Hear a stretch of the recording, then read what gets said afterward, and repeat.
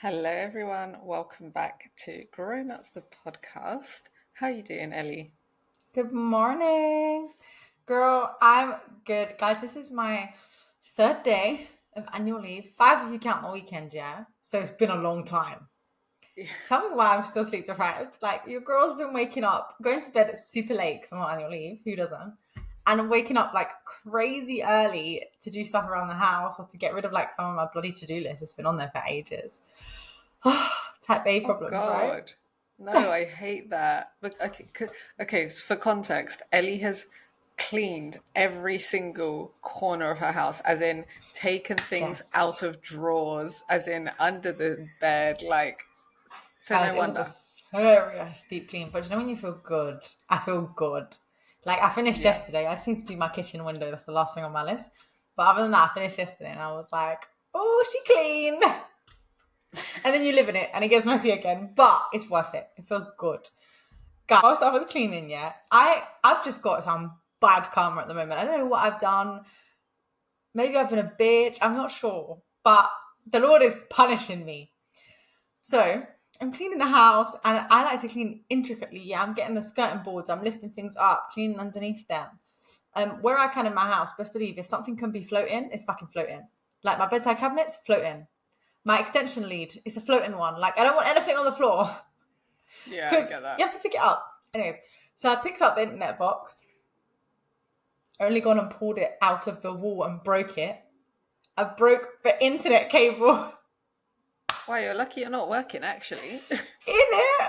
I was like, oh man, Billy's gonna kill me. I was having a day. Monday, I had a day.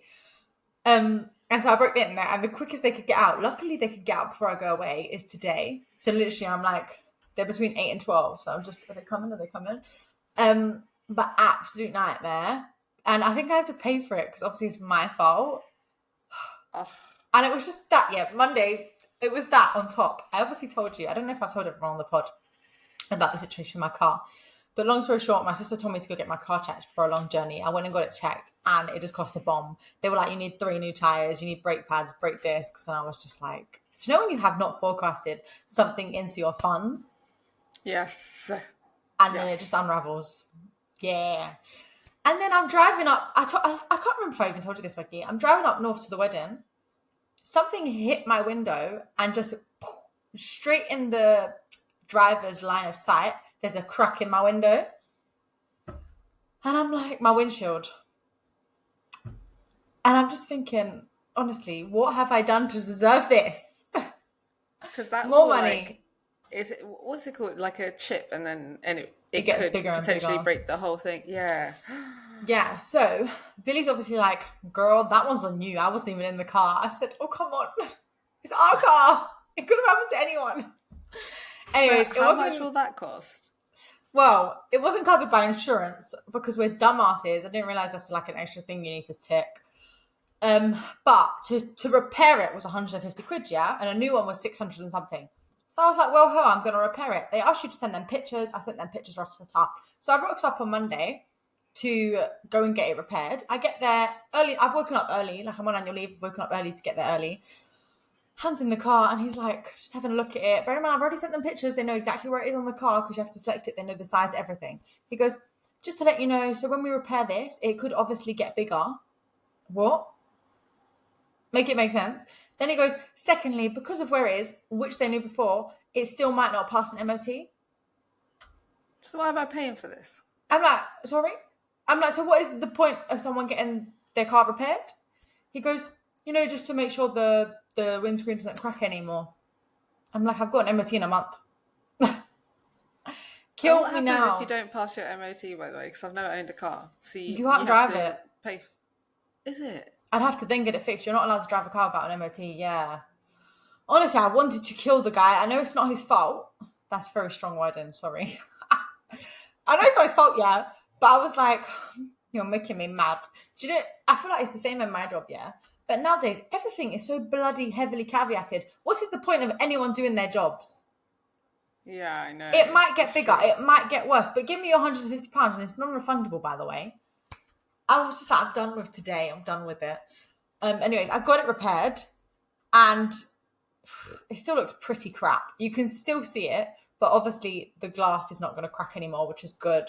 And he's made a scratch like through it. It's so annoying. But I was like, do you know what? It is what it is. And then yesterday I had a pamper day.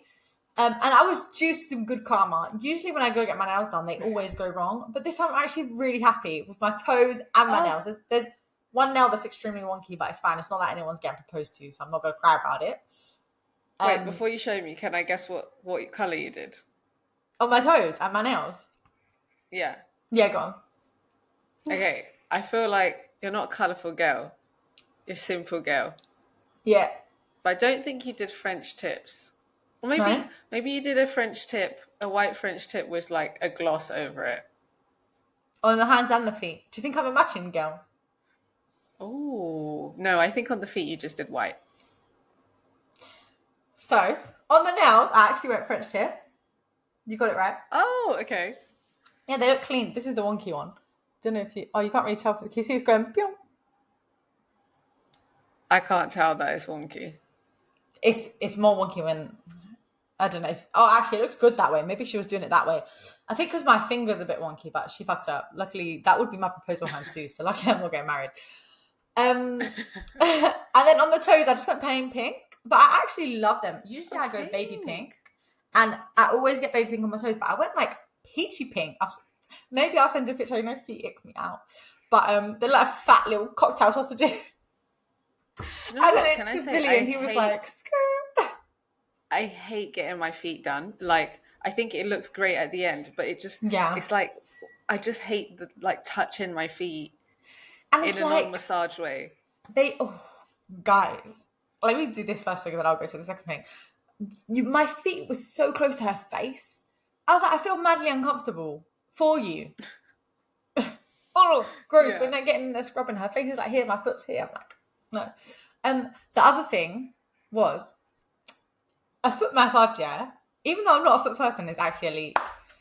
It just, the stress it relieves from your body is insane. Like the tension. I'm like, wow.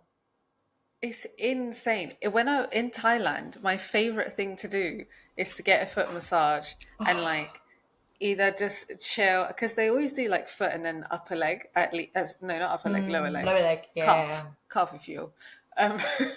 And it's just the most relaxing thing. And I met someone from Thailand and she was saying like, oh, you need to do that and then go take a book with you. And it's like the best way you can spend an afternoon. I was like, oh, yeah. Delightful. Absolutely. Yesterday when I had my lashes done, you can't see from here, but I just had them lifted. It's more obvious in person because, you know, when you go to the pool and you just don't want to do anything, I want to wake up, roll out of bed and go down to the pool. Yes. And I fell asleep.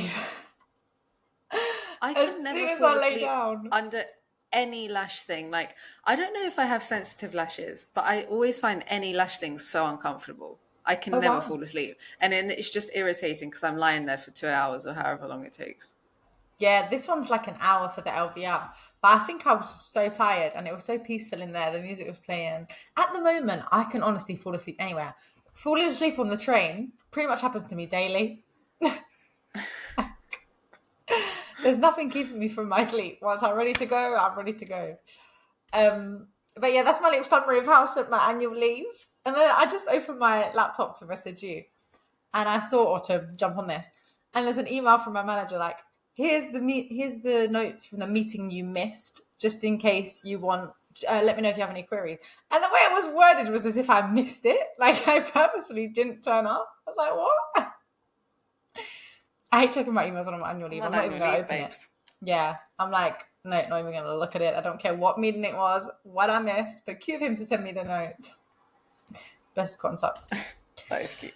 But yeah, that's me. Today I need to pack, go to the gym again, sort myself out, and that's it. I feel like I don't feel like I'm going on holiday tomorrow because I haven't packed yet. You know when you pack, it feels real. Yes, for sure. But I'm a last minute packer these days, like, because I just know what needs to go in. Like, there's no need. Also, most of the things I need in my day to day, so it's just easier to do it last minute. Yeah, for me, I do not know what needs to go in because I'm a mess. But it's the, and I don't travel that much, but it's the creasing of the clothes. So I'm like, why would I pack any closer to the final point? Painful. Well, of course it's the creasing of the clothes. Don't kill me. Girl. Genuinely, otherwise, you know me, I'm an organised babe. I'd pack a week in advance, but I don't know those clothes are going to get out the other side. I need ironing again, so there's a no from me. Fair, fair. How has your week been, though, darling? How is work treating you? How is being back? Do you know what? I'm trying to like step into a managerial role, which Yes, sir. means that I'm trying to prove myself now.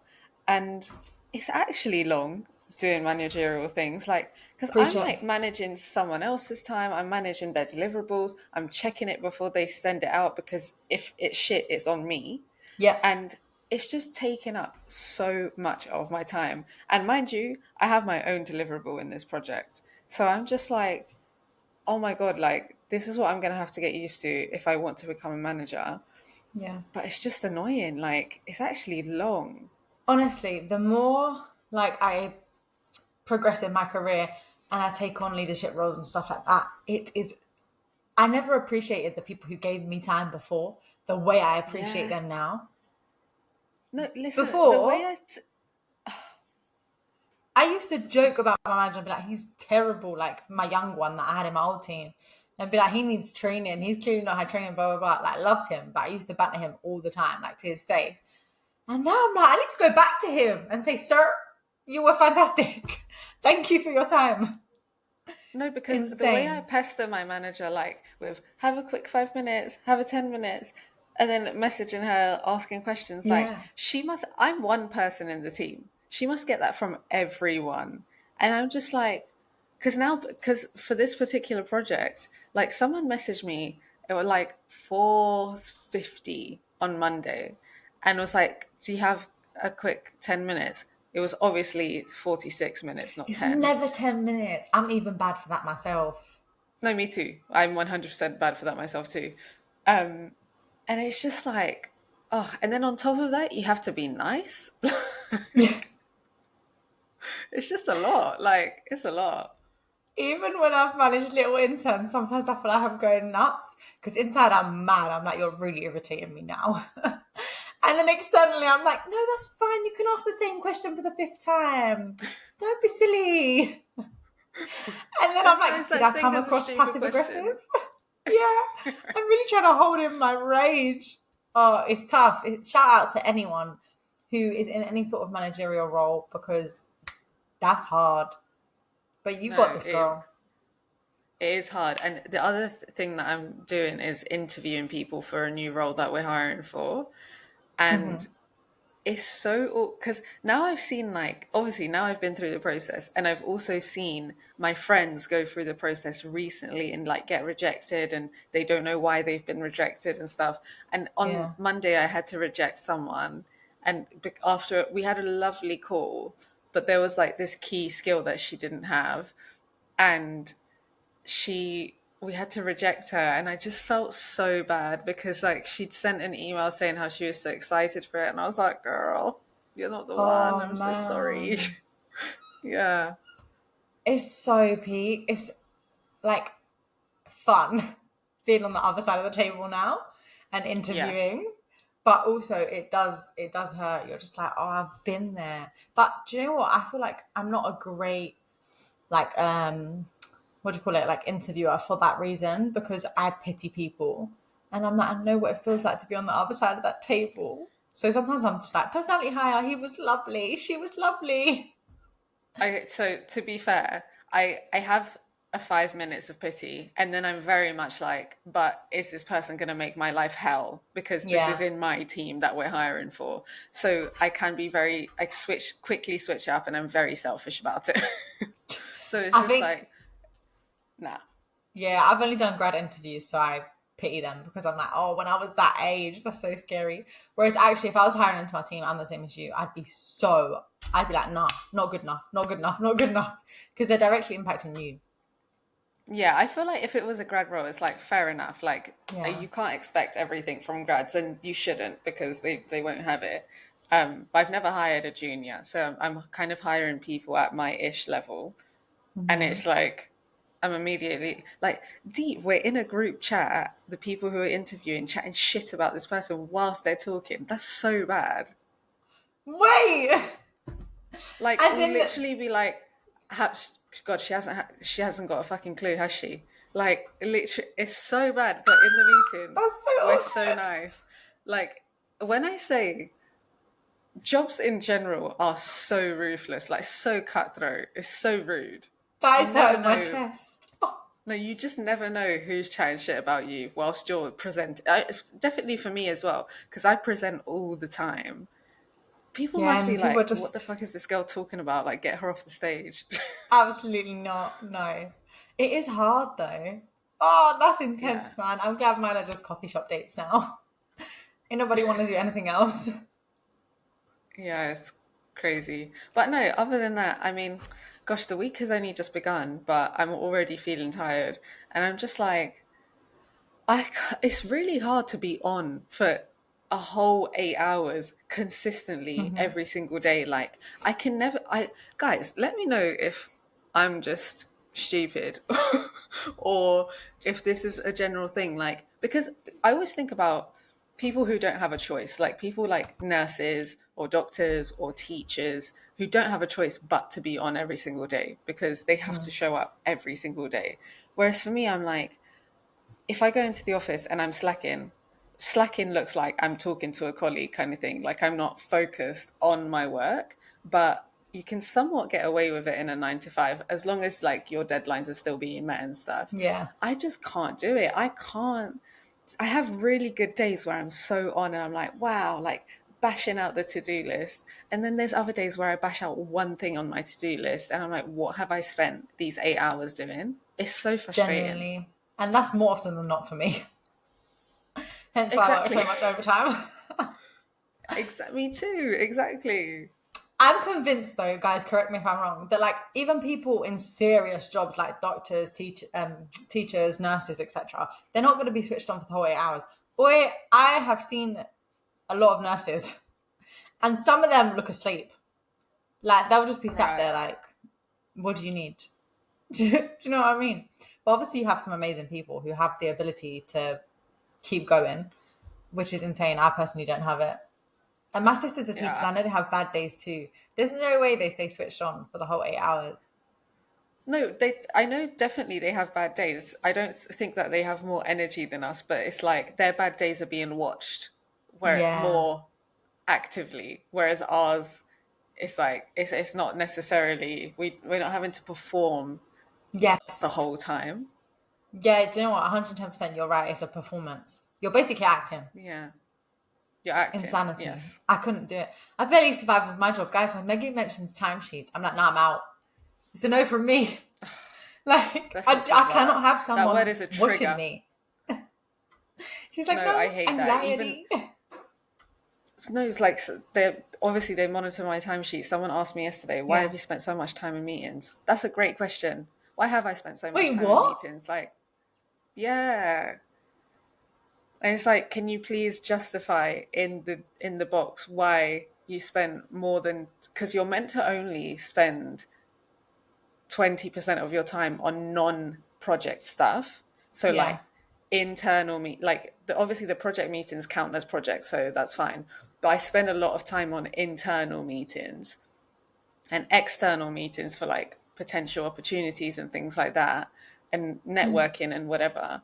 And I'm now going to have to justify why more than 20% of my time is going to these things. It's because, well, I keep getting invited to internal meetings. What do you want me to do? Like, reject it? No.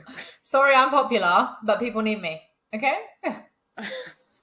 It's just, yeah. So timesheets is a trigger point. But I've been listening to a lot of like, I've been understanding the difference between ambition and discipline or like Ooh. motivation and discipline. Yes, girl. And I've realized that I'm very motivated. I don't know how disciplined I am because motivation and ambition is like you want to reach like the highest highs or whatever targets you set. Like you have these goals and maybe you have a good action plan for those goals. But discipline is doing it on those days where you don't feel like doing it. And quite frankly, the days that I don't feel like doing it, I'm chatting to colleagues. I'm not pushing through. Girl, that is such a good way to put it. I'm motivated but not disciplined. Yeah, to a T, Yeah. that is me. discipline is so hard. Like it's like going to the gym when you don't feel like going to the gym, like you're tired or the time, whatever, like whatever it might be. Not Like me yawning. You're like, you're discipline, tired. Yes. yeah. That's and like eating healthy when you really want a burger or whatever, like that's discipline. But in work, like I feel like I can discipline myself in those things. But when it Hmm. comes to work, it's like, but my brain cannot. It's at capacity and it's only been 2 hours. Girl, I'm with you, don't worry. And I'm this, oh, mate, do you know what? I'm probably more disciplined at work than I am in terms of diet and gym. So that's saying something. Damn, there's some work to be done. Yeah, man, difficult. Shall we jump into our favourite feature? In this week's episode of Being a Dumb Bitch. So, okay, someone said, was asked to order lunch for a client meeting, tried to be fancy and I picked a new trendy spot. Turns out, deconstructed tacos means no tacos. Just piles of ingredients in a separate bowls. My manager looked so confused and said, next time, just get sandwiches. Dead. Although I'm not hating on the salad. I quite like it when people bring different stuff into meetings. Me too. I love it. I love when people bring a salad because people never bring a Yeah. salad. It's And always something unhealthy. arguably, a salad is easier to eat than a taco. So that's what you should be telling your manager. Yeah, like I mean, it's that's awkward though. I would never, if I was to do this, I would never order salads for people because I know that's not everyone's tea. Like you need to order Yeah. some. This is the key for any meeting, conference, networking event. You have to have food that is easy to eat Oh, because you're yes. talking. So a salad, like I don't know, like if the lettuce is not chopped up in the right size, it's difficult to get in your mouth. Whereas a sandwich, you can hold it and like you It's should be true. able to eat it, or like any small things like spring rolls, Yeah, tiny things, yeah. tiny things that you can put in your mouth in one bite are so much easier for work stuff because someone is going to be talking a lot in that meeting, whether Yeah. it's you and people are going to be responding. So if you're eating a soup or like a full-on meal, that's just going to be harder to talk, and then the food is getting cold and now the enjoyment is decreased. Like you need cold cut foods that are easy to eat, but it's the thought that counts. Yeah, you tried. We had a meeting like this where a senior member of staff came to talk to everyone on my level, like junior members of staff. And we're all there munching on our sandwich and crisps. And because he's doing all the talking, his food was just in front of him for the whole hour and a half. And I was like, man, you must be starving. Just like your food is in your line of sight, but you can't grab it because you're talking so much. That shit gets me angry, by the way. Like me Yeah. personally, I just get hangry. Like I'm like, what do you mean? Like my sandwich is right there. I also hate eating Yeah. food in meetings because I feel like I can't enjoy it because I'm rushing through to chew it and I all of agree. this. Yeah, I don't like it. Unless I do love a breakfast meeting. You know where they got the little I've never yogurt had pot? one. Oh, thank you, girl. You need to rearrange your meetings. Breakfast meetings are elite because you get the really nice pastries, especially if someone buys them from like the local bakery as opposed to internally. And you get like little breakfast pots. There's like juices, coffees, teas. It's just so nice. Breakfast is calm. I like eating that in meetings. I'm like, yeah, this is nice because I wouldn't usually have breakfast. So it's a bit of a treat. Whereas lunch, I'm like, Right. that's me time. You're eating into my time. Yeah. But not that I even take lunch. So, but yeah, you tried. That's all that matters. Guys, sorry. The man came to fix my internet. So, had to take a little break, but we're back. I'm going to start from our dilemma because I have no idea where we were. So it says, hi, Meggie and Ellie. I've been at my company for 4 years now, working hard, staying late, taking on extra projects, basically doing everything I thought I needed to get promoted. It hasn't been easy and I've had to be really patient. There were a few false starts and times I thought it might happen sooner, but I kept my head down and waited it out.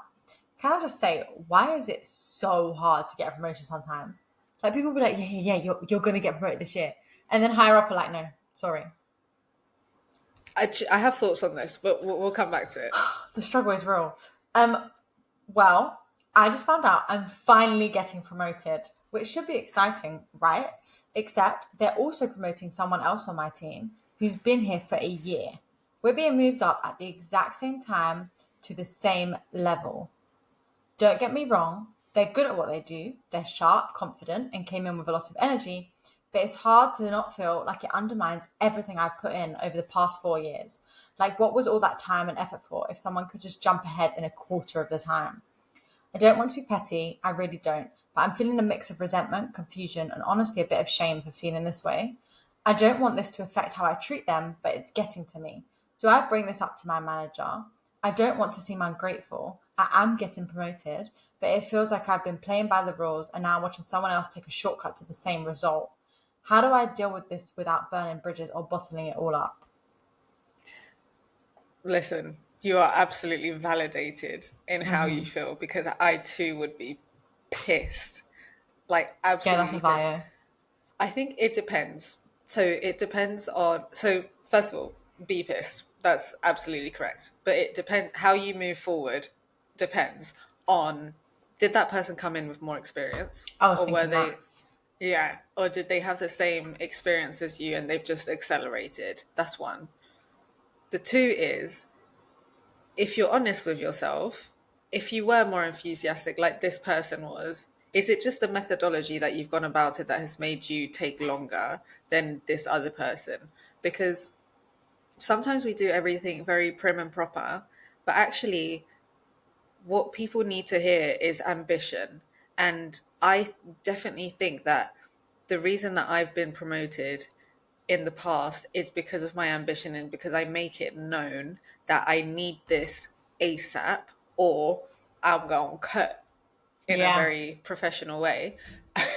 um, and so it depends. Like, did you just ask for a promotion, but you were very laid back about it? Or were you really pushing for it? Because hard work is so important, but you also need to make it known and you need to use your mouth and stand up for yourself is really what it is. It's like, how much are you standing up for yourself? If they said, oh yeah, we could see you progressing in this role, and that's the end of the conversation, and you didn't follow up until the annual review, follow up quarterly. How have I performed this quarter to help me get to that uh, pay rise or promotion, whatever it might be? Like, be on top of things like that. So it may be that this other person has done that, maybe not, but I think you need to look at the circumstances of exactly what was the path for both of you to get there, and was one person more pushy than the other and made it more known and advocated for themselves more than maybe you have done. If that's not the case now, and it is a situation where they have just been promoted at the same time and they've put in the same amount of effort, I think you need to consider, one, sometimes companies get bigger budgets and so they're able to do things that they weren't able to do before. And so if you complain and that's the reason, there's no point because you just look sour. And there was a I'm going to say in quotations, genuine reason, because sometimes that is actually the case. I don't know how it works at corporates, but that's definitely how it works at NGOs, for example. So my point is, if you're going to complain about this, you really need to have your facts straight. How did that person get there? Are there any company things that have meant that they've been able to get promoted faster? And if you feel like you deserve more as a result of your bigger amount of experience, then you can discuss that in the next quarterly. But I wouldn't say it now because I think it'll make you look sour and you need to come with evidence. Perfectly bloody put. I literally would have said everything you just said. I think I agree. I would never ever bring this up just randomly because you're annoyed. Like, I appreciate that you're annoyed, but literally no point. You're just going to look bitter. I would be a team girly or guy, and I'd just be like, "Oh, I'm so happy we both got promoted." Ratata. And then secretly behind the decks, yeah, I'm collating the information. I'm working out what you're doing that I'm not, why you got promoted before me, and then I'm going in for a pay rise. And I'm saying we're both at the same level in my next review. Not to compare, I'm in my own lane, but we're both at the same level. I've been here 4 years. I'm doing the same, if not more. I have all this wealth of experience behind me. I want to be compensated differently to this person. Otherwise, I Exactly. feel like I'm not valued and I'm going to cut, as Meggie said. Um, but yeah, make sure you have your facts straight, please, because this is a sensitive topic. But congratulations on the promotion, and I'm sorry it took that long. It's peak the Yeah. in corporate. You literally do it. Like, guys, if we're being realistic, yeah, reality check. You honestly have to say you're gonna leave. Like You sometimes do. you get it. Like don't get me wrong. There's been steps where I've been like, yeah, I've got my promotion. I've got my promotion. I haven't really had to work too hard for it.